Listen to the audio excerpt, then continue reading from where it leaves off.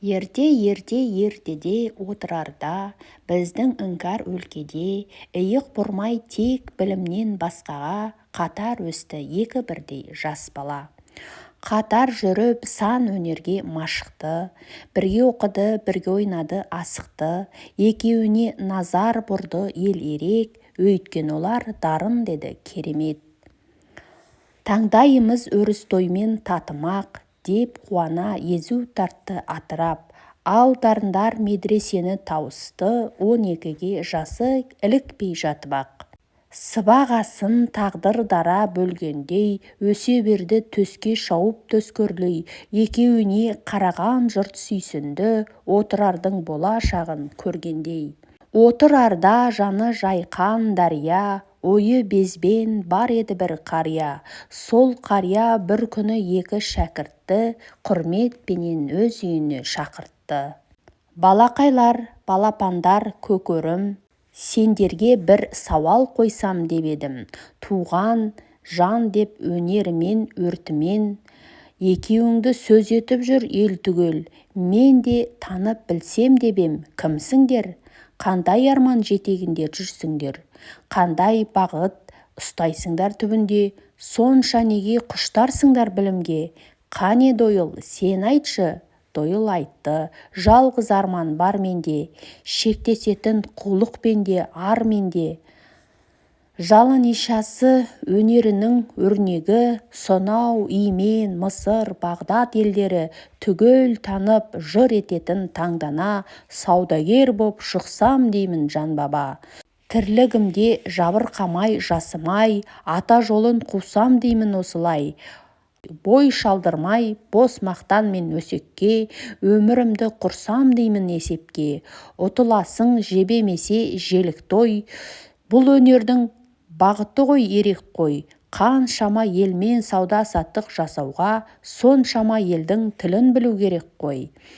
Табу үшін жұрт таппайтын айланы, көру үшін жұрт көрмеген пайданы, шығу үшін жұрт шықпаған белеске, жұрттан асқан білім керек емес пе? Тілін таппасаң кім созбайды қол ұшын, өнер қажет, білім қажет сол үшін.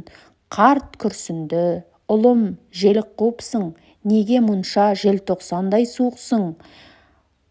Бағымызға туған дарын болар деп, қуанып ем, сорымызға туыпсың. Сор боларсың, одан не мән табарсың? Арманыңды бәлкім қайта қарарсың. Бірақ Дойыл тұрып алды, паңдана. Арманымды өзгерте алмайым жан баба. Ал сен қалай бағыттадың нұрыңды?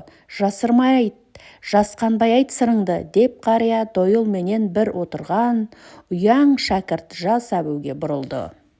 Әбу айтты, менде де бар бір арман, маздап жанып қол бұлғайтын шынардан. Ұлы баба, бірақ менің арманым парыз бенен махаббаттан құралған.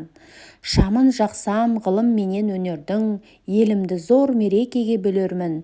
Бұл сапарым азапты да шығарау, не де болса пешенеммен көрермін. Мейлі мәңгі жарымайтын киімге, мейлі түйір нан қалмасын үйімде, мейлі ұлымның еңбек етіп арымен жүргендігін ұғынбасын қалың ел.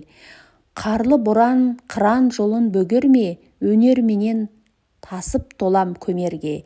Мен өзіме риза емеспін елімнің сүйеніші бола алмасам егерде. Қарт жымиды, бәрекелді жарайсың. Көл болмаса тояттайды қасқайдан, біреуіңнің арманыңнан шошып ем, бірің міне еттің лезде мәз-мәйрам. Бірің үшін күресумен өтермін, бірің үшін сүйсінумен өтермін. Сөйте-сөйте мен өмірден кетермін, беттеріңнен жарылқасын тәңірім. Ал жарайды, батам осы барыңдар, отырарда туған ұлы дарындар. Әжуасын әжіміне жасырып, жылдар ақты асығып, жалын едау арманы айқын өр көңіл, екі досты екі арнаға бөлді өмір. Дойыл солай өзгертпепті шешімін, дәулет оған жылдам ашты есігін. Өнері асқан саудагердің көп өтпей, Бағдат, Мысыр түгел білді есімін. Есеп сіздің несібесі озар ма? Әйелін де баулады ол сол заңға. Қонаққа арнап асыл аттын етті де, өзі салып беріп жүрді қазанға. Тек Байлыққа деген жұтаң сараңдық жібереді оның бар өнерін қараңғып. Міне солай жазық дарын жас тұлға ұшырады әбіл етті тозғанға. Саудагерді өзге түгіл өзінің ұрпақтары кетті ұмытып аз жылда. Ал Әбуше кеңге жайды қанатын, Әбуіміз әрі ғалым әрі ақын, Әбуіміз біздің ұлы бабамыз Әбу Насыр әл-Фараби болатын. Мәңгі лаулап жаны үшін ғаламда, үлкен бақыт табу үшін ғаламда, үлкен болып қалу үшін ғаламда, үлкен арман керек екен адамға.